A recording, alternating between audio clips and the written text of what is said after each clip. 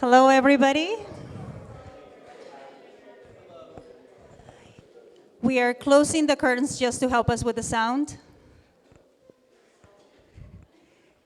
Thank you. Thank you so much to everyone for being here. I know sometimes it's hard to come out on a Friday night. I don't know if it's raining outside, but I know it has been quite a week with the rain. So thank you so much. We really appreciate you being here. My name is Alma Carrillo. I'm the Executive Director of Buffalo Art Studio. I see some new faces. If you've never been here before, we are 20,000 square feet of space where you can see studios. We have 31 studio artists who have spaces here to work. We also have an education program, and we have our exhibitions program. If you walk through the front doors, you saw one of the exhibitions by Devana Robity, and also here we have Sam Moody. So thank you so much for being here. We also have work by Joseph Bayos on the third gallery. If you want to find out more information about us, please follow us on social media. We also have a mailing list where we keep you informed about everything that's going on here. I'm going to share a little bit about what tonight is about. Tonight's panel is about, it's part of Unruly Spaces. It's a series of exhibitions, workshops, and also this panel conversation, examining systems of exclusion and erasure.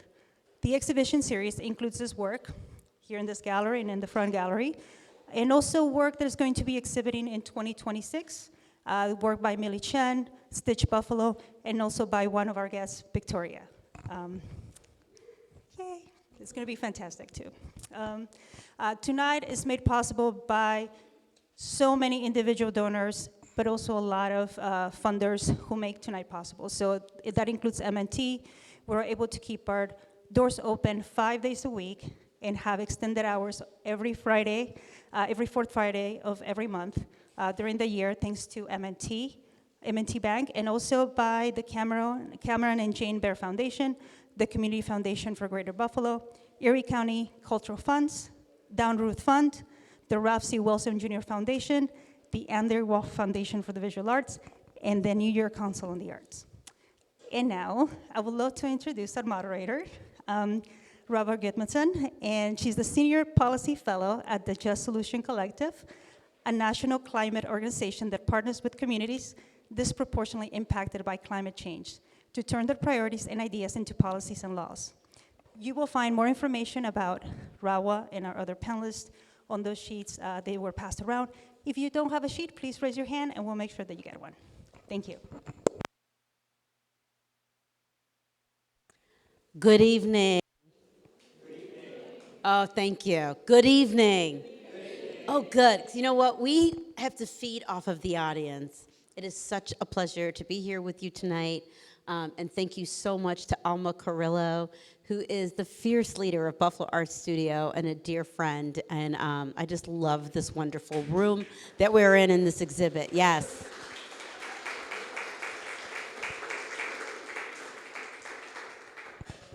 And thank you to all of you for taking the time to be here today.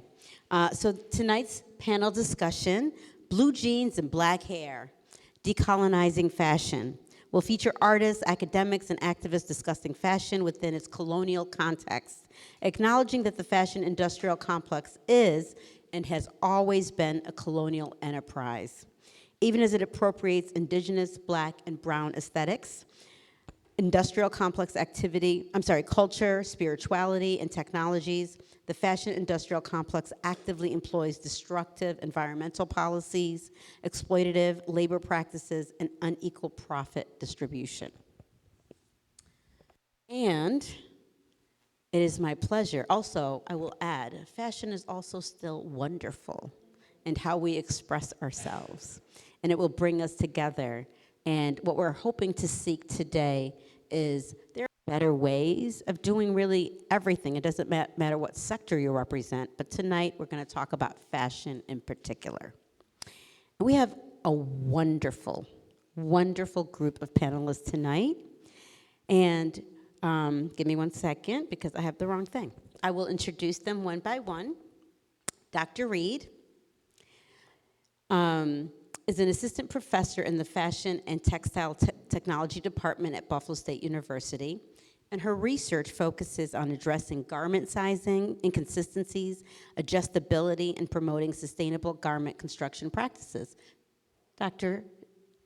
Dr. Chantal Reed, you just raise your hand. That's her.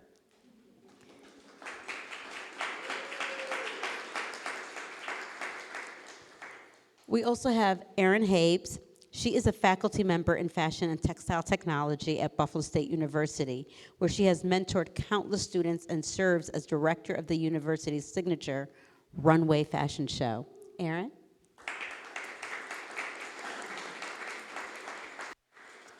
New to me, but equally wonderful, Victoria Irongset Udanden is an artist and professor at the State University of New York at Buffalo, whose practice is rooted in her interest in textiles and the ways clothing shapes identity through the histories embedded in everyday materials.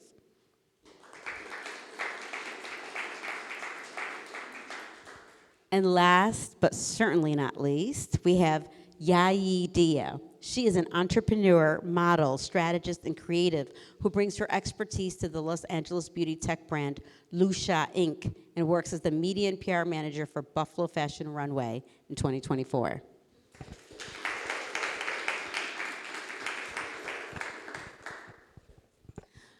So, Dr. Reed, you are committed to sustainable garment construction practices. Can you explain what that means?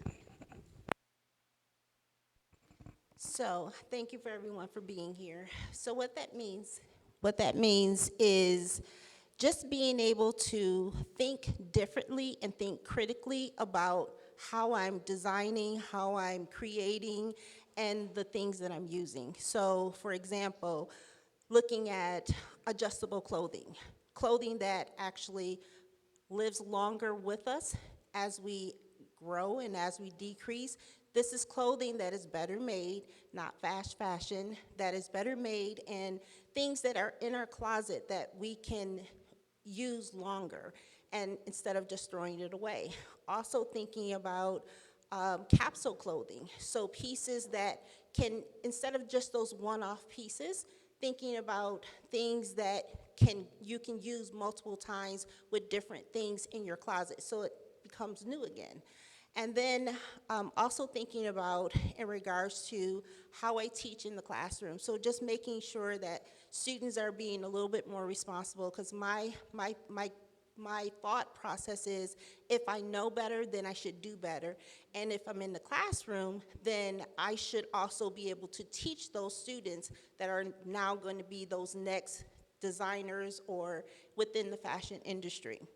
And to extend on that a little bit more, when we recently went to Ghana, I saw all the textile waste, and I had to come back and I wanted to say to myself, well, what can I do? What can I, even if I just do one thing, what can I do differently? So as part of my research, I thought about those one-time use things like bridal dresses and bridesmaids dresses, those one-time pieces that you never wear again. And my concept was, if we could make garments out of paper, which is recyclable, then maybe it could help with the textile waste. So I created a design. I created a 5-piece collection of dresses, all made from paper. And these paper dresses will be presented next week at another university, just talking about what that looks like and what that could be.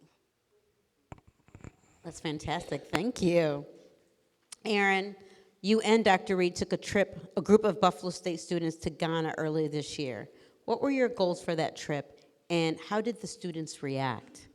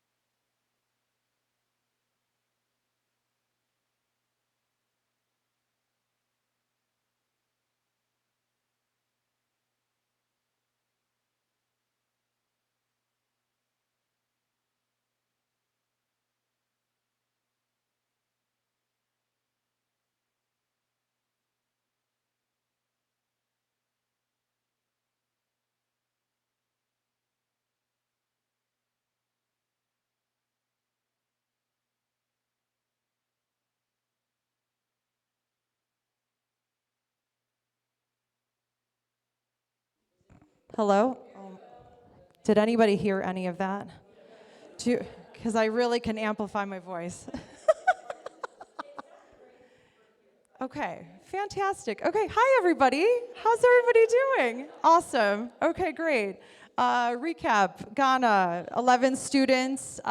We made it back alive, and it was fantastic.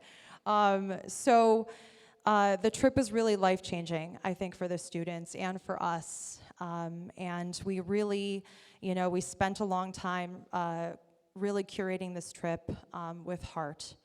And I think that our goals were for the students to really, one, to get us over there safely and to really immerse ourselves into the Ghanaian, culture. And from a fashion perspective, we just, dove in, Did I answer that question right? I'd like to Listen, I got kind of, what did the students take away from it? Yeah, It was life-changing. yeah. It was truly life-changing. We'll get a little bit more into it because I have Yeah. follow-ups, but yeah, and we'll have Q&A from the audience, of course, so think about your burning questions. This question is for Aaron and Dr. Reed. So the students saw studios that were using reclaimed materials in exciting ways. Can you tell us a bit about that? Yeah, so when we started to do more research about the textile waste and the waste colonialism in Ghana, we started to learn about, just the horrific, of everything what we are consuming and the overconsumption that we are in this country and how colonialism really plays a part. And we don't have to deal with the smell of piles and piles of clothing, but they do, okay? So we ship bales of clothing over to Ghana and through trade agreements. And it is a part of their circularity of like their economy. They sell the clothing, the secondhand clothing, and they, just don't have the system in order to really kind of take in the 18 million, pounds of clothing that's shipped over there every single week. So just wrap your head around that. So it really, for us, I think it was, a huge learning experience. And we wanted to see it with our own eyes. And we really kind of dove in and discovered some really incredible organizations that are over there, like the Revival and the OR Foundation. If you're not following them on Instagram, please go and follow them. And they are really creating change on the ground level there. And we got to go in and meet with them. And our students, we went to the Katomato market, which is the largest secondhand clothing market in Accra. And globally, that's right, yes, globally. And when we touched down, 80% of the market had burned down the day that we touched down in Ghana.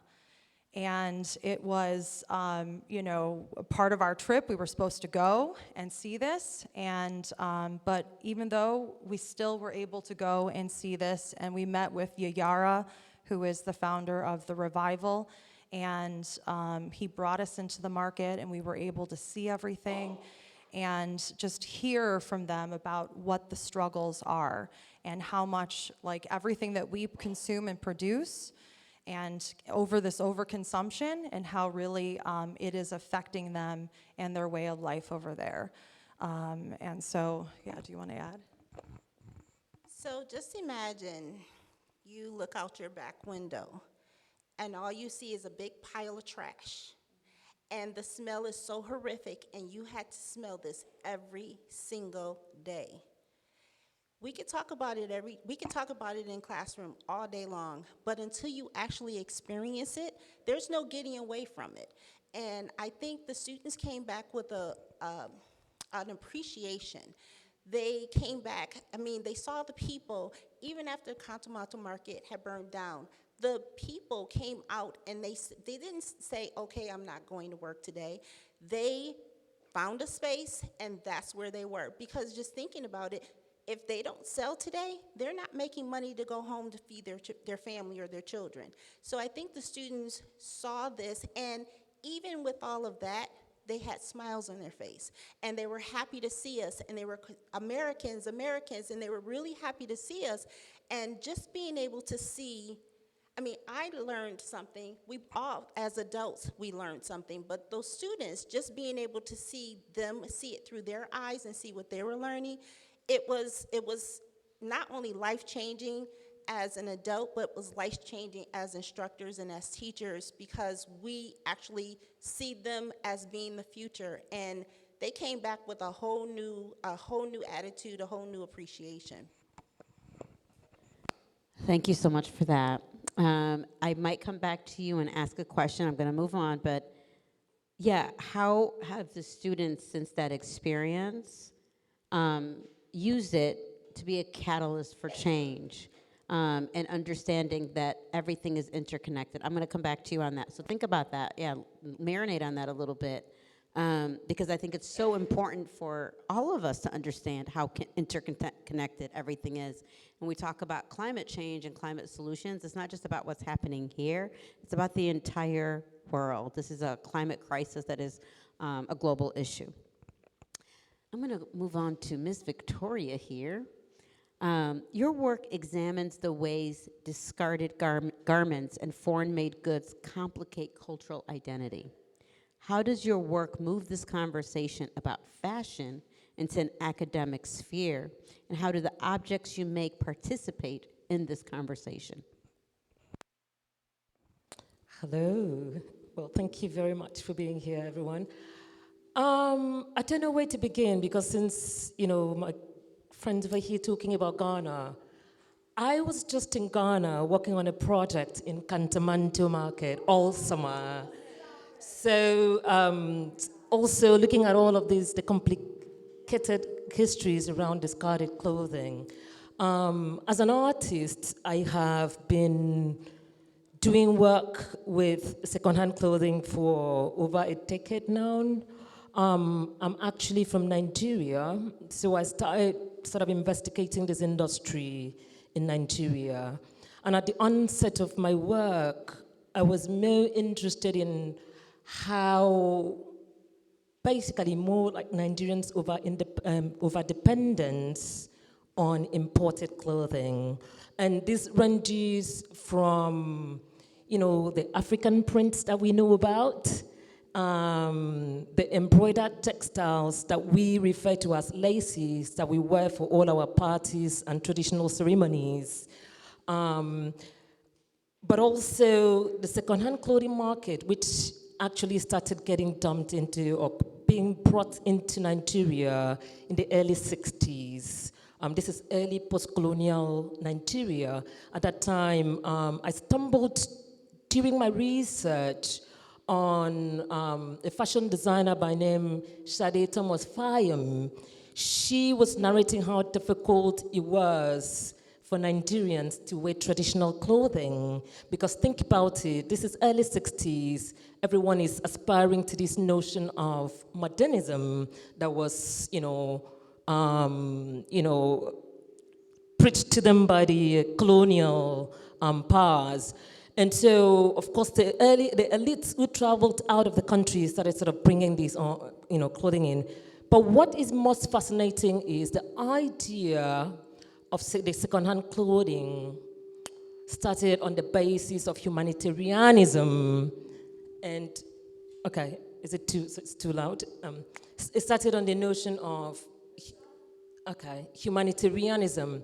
So this Western obsession with redeeming poor savages in country Africa, as I fondly say. And so based on that premise, this humongous economy was birthed. And as we speak today, this is a huge disaster, because I was in Kantamanto. There are several secondhand clothing markets in Nigeria. I've done projects in markets in Nigeria. And by the way, in Nigeria, secondhand clothing are supposedly contraband goods. So technically, they're not supposed to be in the country. But through the porous borders, this clothing end up getting infiltrated into the country. And I did realize from working in Kantamanto in Accra, Ghana, that this is one of the major places where most of the clothing arrive at. And from that market, they get circulated around most of West Africa. And so I have looked at the textile industries in Nigeria. I've looked at the impact of secondhand clothing on the, sort of the economic impacts of secondhand clothing, but also how it impacts our cultural identity. Because most of the things that we wear, even the supposedly traditional attire, are not really traditional. They're all based on this sort of infiltration or, cross-pollination of materials, ideas. So I'm interested in global trade systems, how this clothing that are mostly produced in the global south and then gets shipped to the Western countries and they get worn.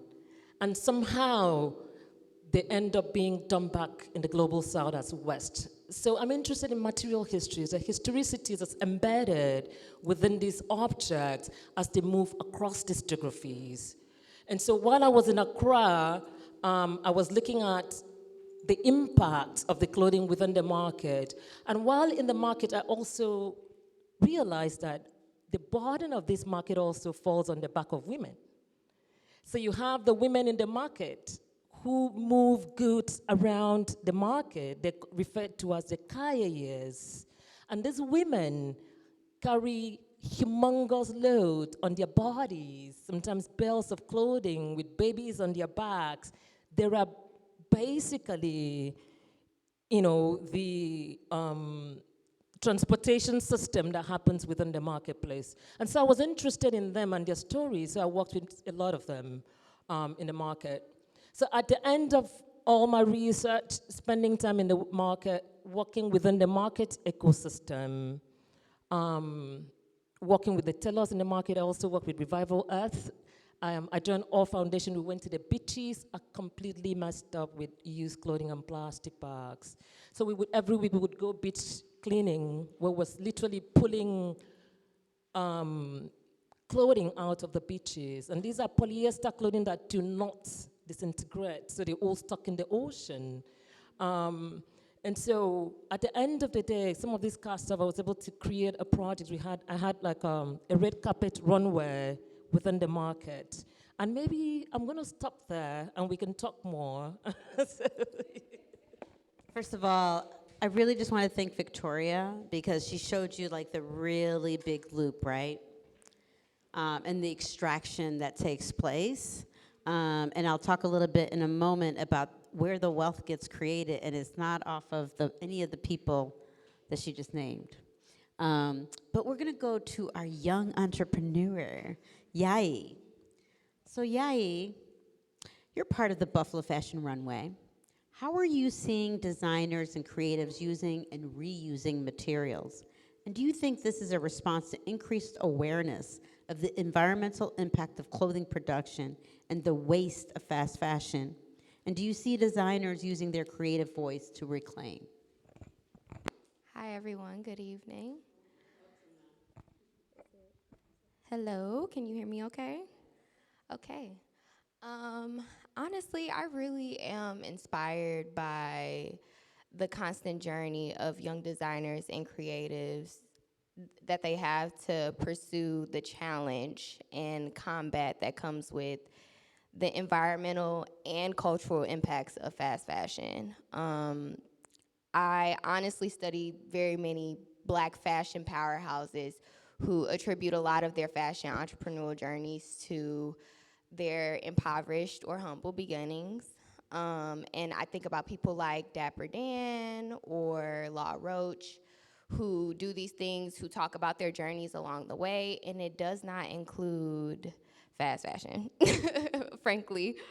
to put it frankly. It does not include fast fashion. So I think it is a privilege to be able to watch young designers tap into that level of creativity that continues to debunk the fact that fast fashion needs to exist, or that there's a need for it in this time. And ultimately, we are reclaiming, like day by day, by continuing to turn into our threading and use our creativity without the likes of hurting an environment like over in Ghana, Nigeria, and different parts of West Africa.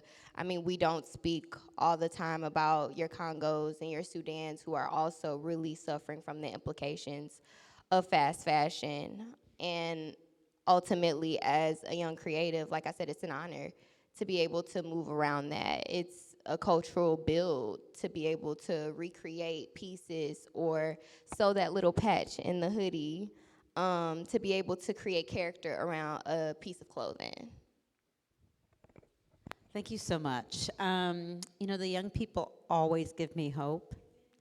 I do look to them, especially as we're addressing the climate crisis, really from every angle, and fashion is a part of that. It's always been a very dirty little secret, but there's the cultural appropriation, like who are the makers coming from the global south? We in Europe are the predominant consumers, right, of that fashion, and then it goes right back to then plaguing our oceans and rivers and just like really is on top of the people that are the most vulnerable in the world. So thank you for that, Victoria. Before I open it up to additional questions for me, are there any questions from the audience?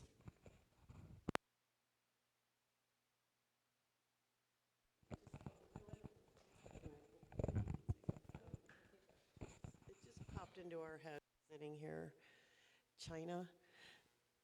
I don't even know what the question is, but that country seems to have overtaken our fashion world. And is there any answer to that or ideas? Sorry. Anybody want to take that on? So the mass manufacturing that happens with places like China does not happen without a deal. And so I want to take this time to use that question to highlight the importance of continuing to enter our justice system through voting, and voting against things that hurt places like the United States through the mass manufacturing that comes through China. Again, it does not happen without a deal, and a deal has to be made with two different parties.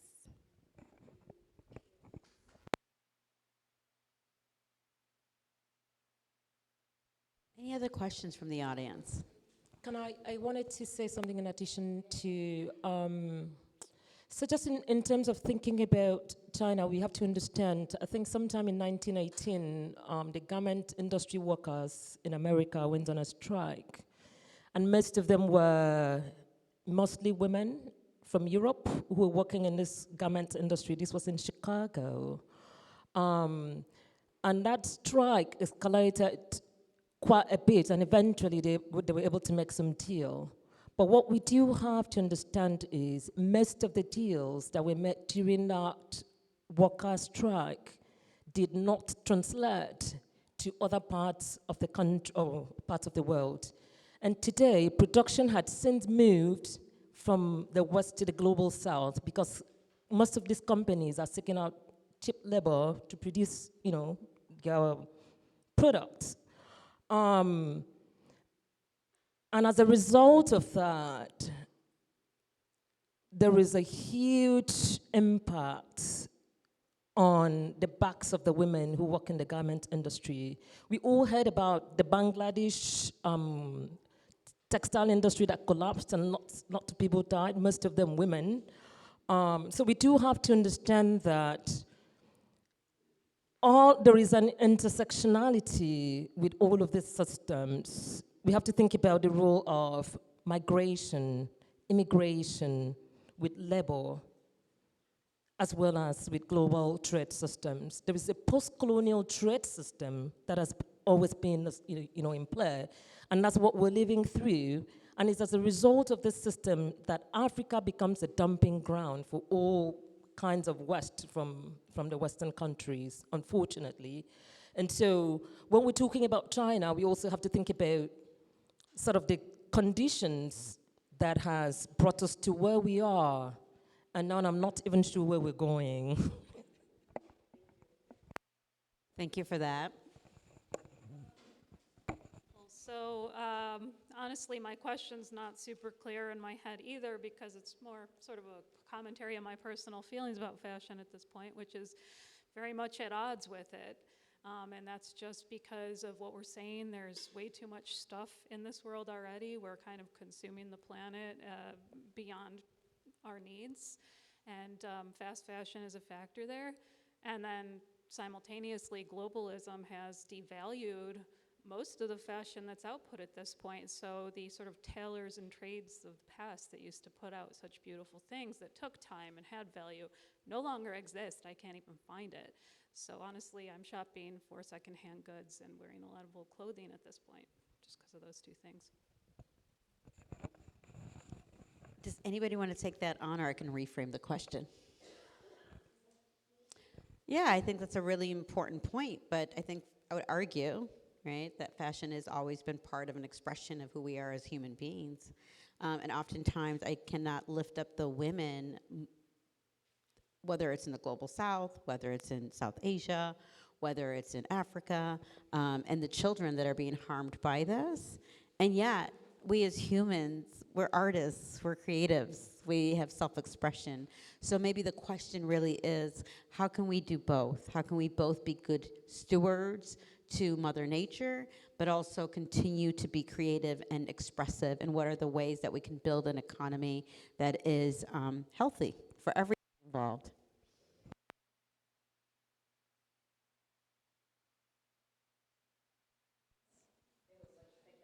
Yeah, so that was a great question, and I think that, so yesterday I just had this whole conversation in my fashion and creativity course, just kind of pushing this out onto the students. Like, here I'm standing up there and I'm showing, images of our trip, and their eyes are just like so wide. They're just like, oh my gosh, how do you take this all in? And then, they're fashion majors. Like, we are part of the problem, we're part of the problem. We all are, right? We're consuming. And their conversations just brings me a lot of like hope, right? My rebuttal to them was like, hey, listen, I'm up here, I'm teaching you because I want you to really know what's behind the curtain. We didn't have these conversations when I went to Buff State 20 years ago, okay? The fashion industry is so whitewashed, and we never talked about this. So the fact that now we are having these conversations, and you can make informed decisions of how you wanna, your purchasing power. Everybody in this room, like if you're gonna contribute and you're gonna buy fast fashion, well then you're gonna see it on the beaches of Ghana, with the revival and talking to Yayara in Accra, in the Katamato market, he was telling us that if you look at a picture of the beaches in Accra from like 2012, and then you look at a picture, that same beach of right now in 2025, it is completely covered, And fashion has changed so much. Back in the day, it was made a lot better, right? That's why vintage is still being circulated, because it was just, the quality was so much better. Everything now is just, the quality has really just decreased. And so just making those smart choices and, mending, recycle, reuse, we learned this growing up, right? Recycle, reuse, and we need to do this with our clothing. So try to, really mend, right? And reimagine and upcycle and reconstruction and all of that, and we can all, play a part. Just show them what you're wearing. Oh, And yeah. Yeah. Okay, so this is a bed sheet that was pulled out of the beaches in Accra, And this was designed by the Revival, and they screen printed it, and it says like this has been upcycled in, in Accra. So, here's an example of a nonprofit that is really on the ground, creating change. They are over there and they're working with young designers. They're teaching them how to sew.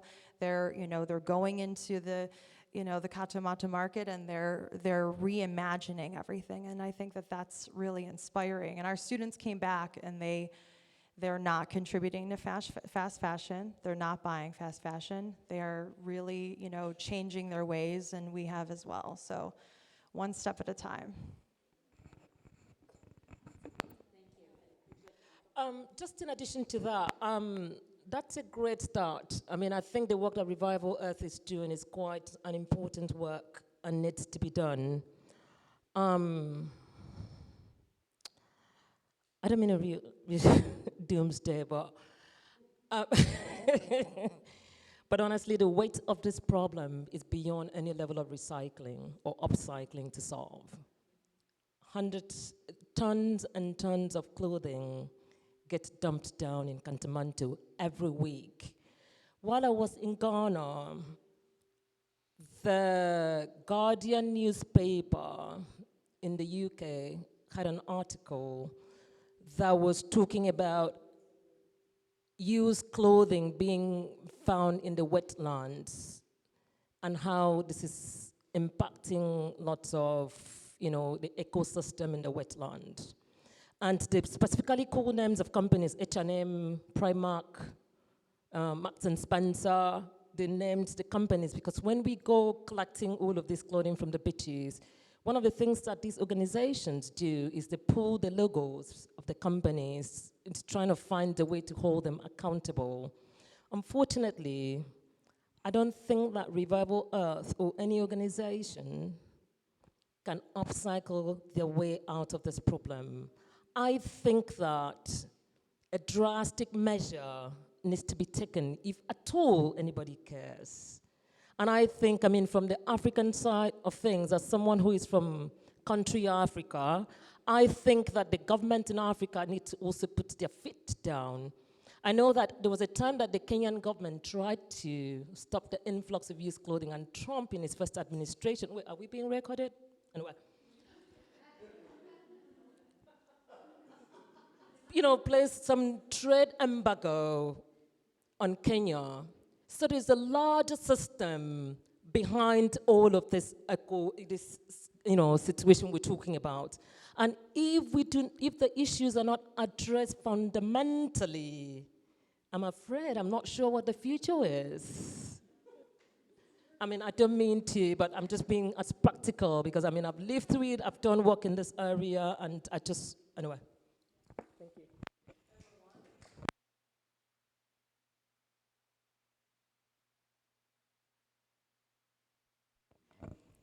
So it is an overwhelming but that's the climate crisis. And I think what we want to demonstrate tonight for you is that it's actually all interconnected. And there has to be a global solution because what ends up happening is it just goes downstream. And for a very long time, as Erin mentioned, is that we didn't even learn about this in fashion 20 years ago. But we don't have a choice anymore. The climate crisis is here. And it actually doesn't even matter who is in the administration. And even though upcycling is not a solution, it's part of the solution. Reclamation, mending, recycling, upcycling, all those are part of it. You as individuals, us, the choices that we make, not a very big dent, but it's a part of it, right? And then there are the bigger policy, both here domestically in the United States, but internationally, that we need to have this conversation. And believe it or not, some of the people that are on the forefront of this are supermodels. Believe it or not. There's a whole community of supermodels that is trying to actually bring this into the light, peel back that curtain as we're talking about. Any other questions from the audience?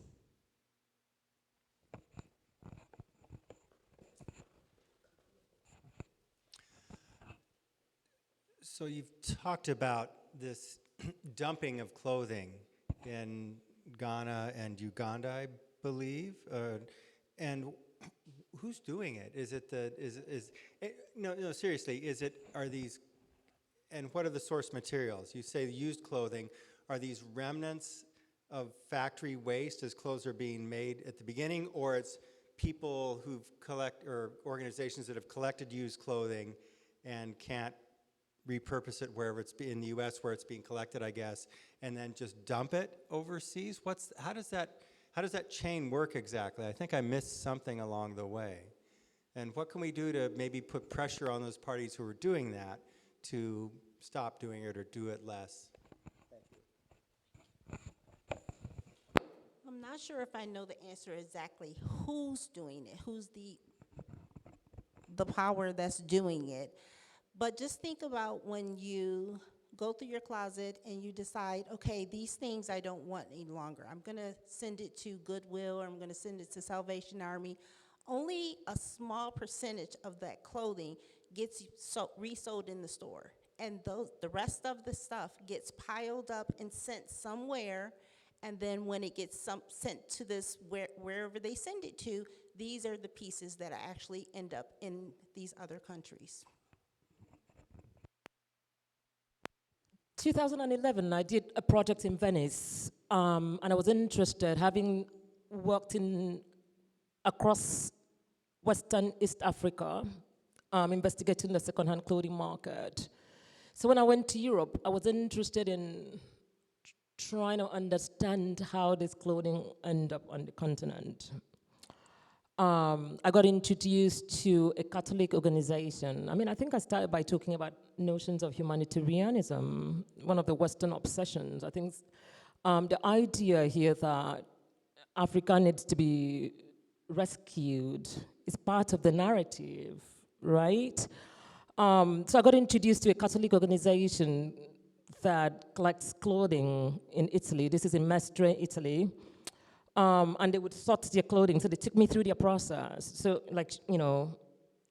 you donate your clothing to Goodwill and all of these organizations. They sort them out. The ones that are reasonable, they would probably distribute it to poor people around your area. And the ones that they deem unusable, they send it to a larger recycling center where these clothing are put together. So in the case of Italy, they would send it to Rovigo, which is a larger textile recycle company. I did attempt to go there, but they wouldn't let me. They didn't want any kind of documentation. But the whole idea is just based on, most of the organizations. In the UK, we have the Oxfam. When we're talking about all of these being like used clothes that are being sent out for humanitarian purposes, no one is giving anyone a free clothing in Africa. This is a huge business venture where all parties involved are making money out of it for whatever it's worth. There's no one giving anyone free clothing. At least here, the people who might be able to get free used clothing here. But where I come from, no one is offering free clothing to anybody. So there's no one saving nobody, but rather the people across the people that are involved in this economy, they are in for what it's worth. It's a multi-million-dollar company.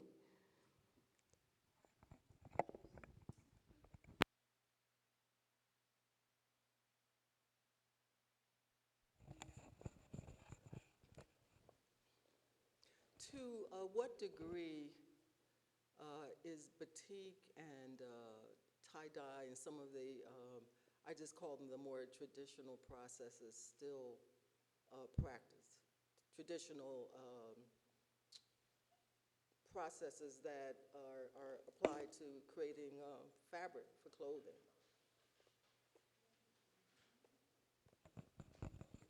I don't know if I can speak to the percentage. I know when we were in Ghana, we did see a lot of the different dyeing processes.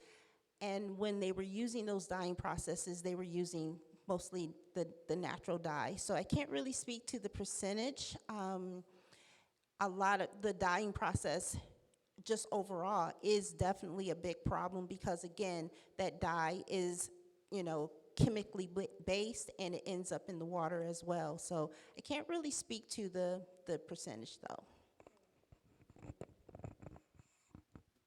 Well, I have to say, I mean, in Nigeria, we have the adire, which is what I'm wearing. Adire dyeing process, which is a traditional dyeing technique. I think that practice is very much alive in some, in southwest Nigeria. However,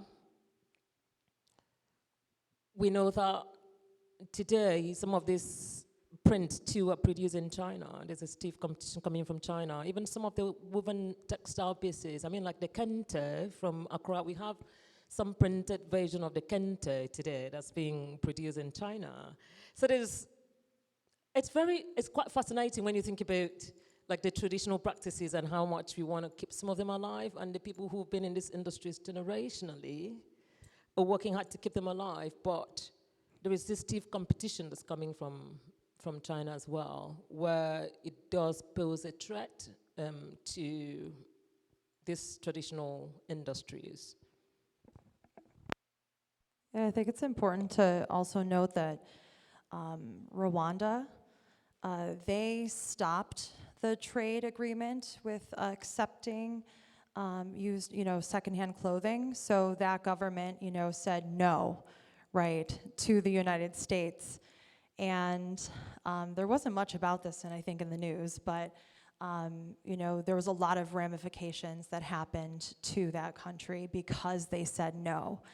And so a lot of, I think the economy was not doing well for a long time, but they made a stance to say no, to save and to revive their textile industry.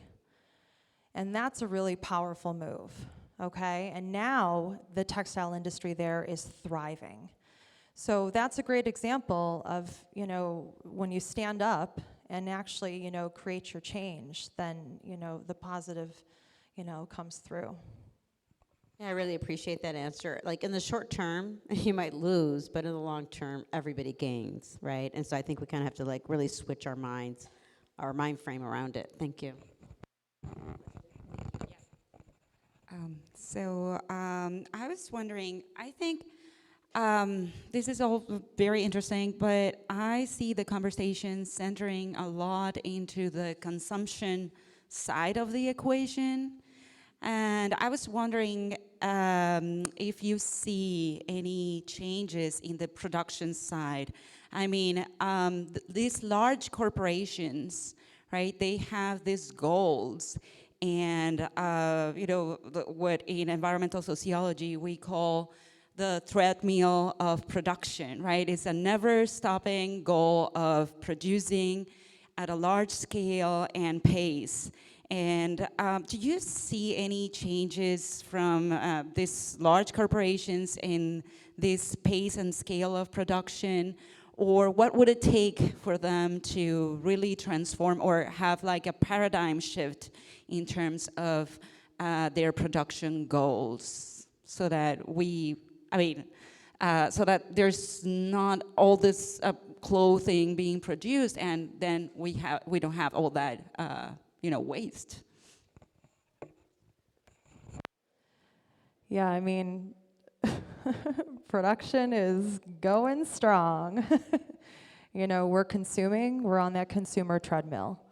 And I don't know, it's a tough one because the fashion industry is a $1.7 trillion industry. And every year we want to do better and we want our numbers to go up and up and up, and we got, So that's a tough one. I mean, COVID, that kind of, for like a little slow there, but not really because we were all shopping on our couches.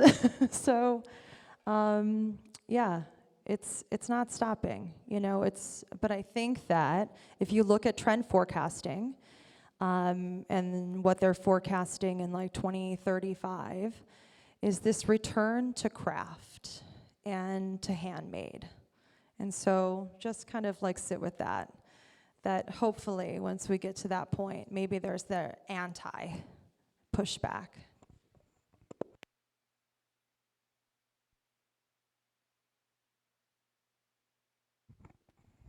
Hi. I honestly thought about your question from two different scopes, one as a consumer and one as a business student. And I just want to be frank about the fact that corporations continue to capitalize from our declining economy at the moment, from the convenience of ordering online, from the implications of COVID-19. And as customers, it is so easy to get caught up in the convenience of fast fashion and things that come with it. How do I say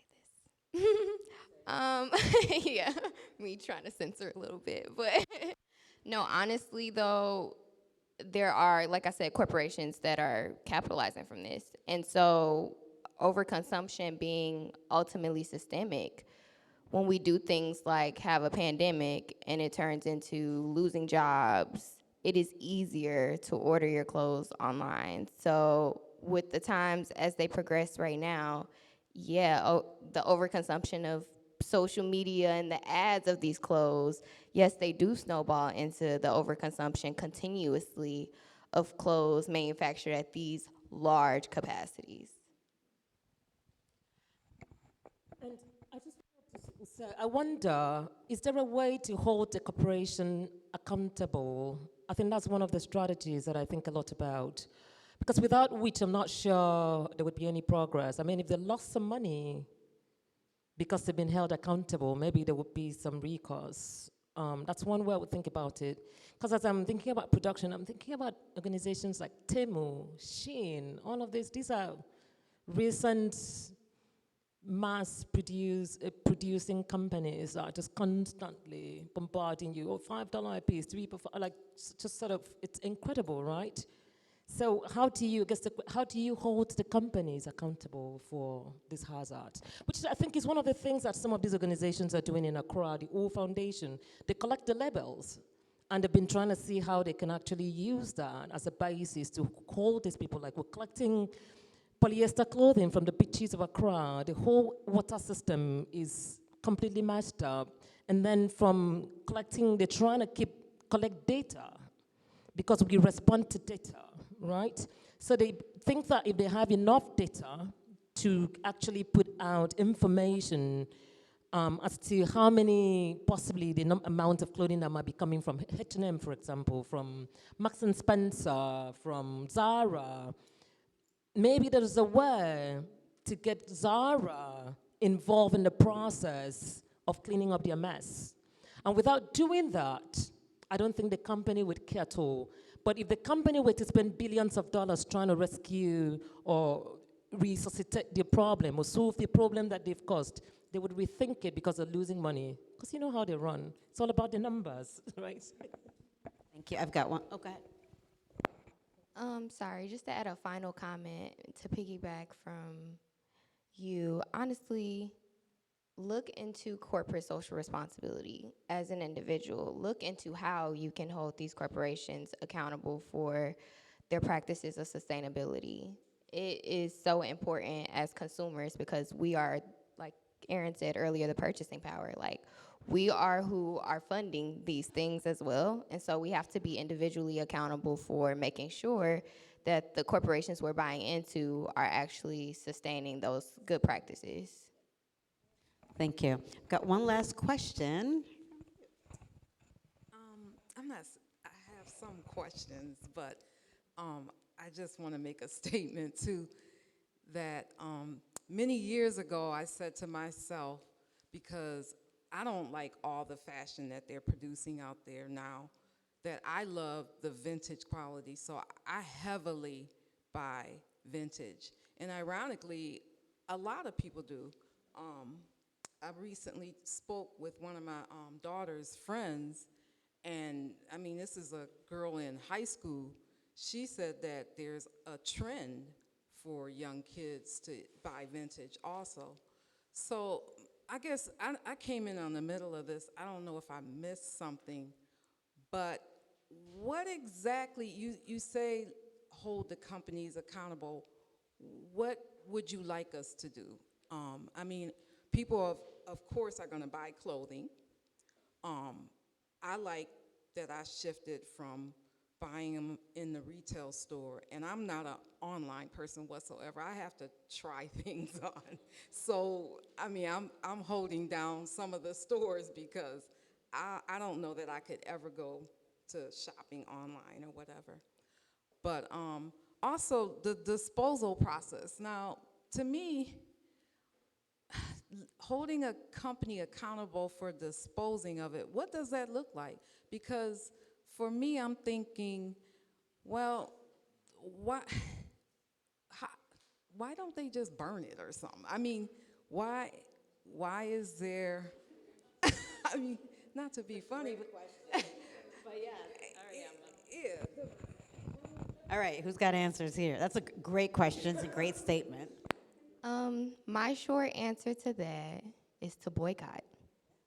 Honestly, as the consumer, you literally have the power. And we saw it proof in the pudding with places like Target, like Starbucks, over the course of the past year and a half, 2 years, with the ongoing war in Gaza. Or, I'm sorry, genocide in Gaza. And again, as consumers, when we do things like, you said vintage is trendy for our age. I admittedly used to buy a lot of fast fashion when I just didn't have the wealth of knowledge that I do now in the fashion industry. And from years 15 to really up until like 2 years ago, that was all of my clothes. And it takes for you to educate yourself. It takes step by step for you to educate yourself about what the materials are, what you're wearing, the implications of what you're wearing on other people and other places in the world, and the environment in and of itself, but also what these corporations, the steps that they're taking every single day, from the sourcing to the creation and that labor, yeah, like the crazy labor stuff that's happening there, to the distribution of these products to the warehousing of it. Like, all of it is pretty, for lack of better terms, messed up. And so when we educate ourselves as individuals, most of the time, with the normal psyche, you can't help but have a guilty conscience about people across the world suffering or experiencing famine or experiencing horrible parts of their environment because of the clothes we decide to wear. When we can just get something and, like I said, patch up the hole in the hoodie. Like, it's a choice still.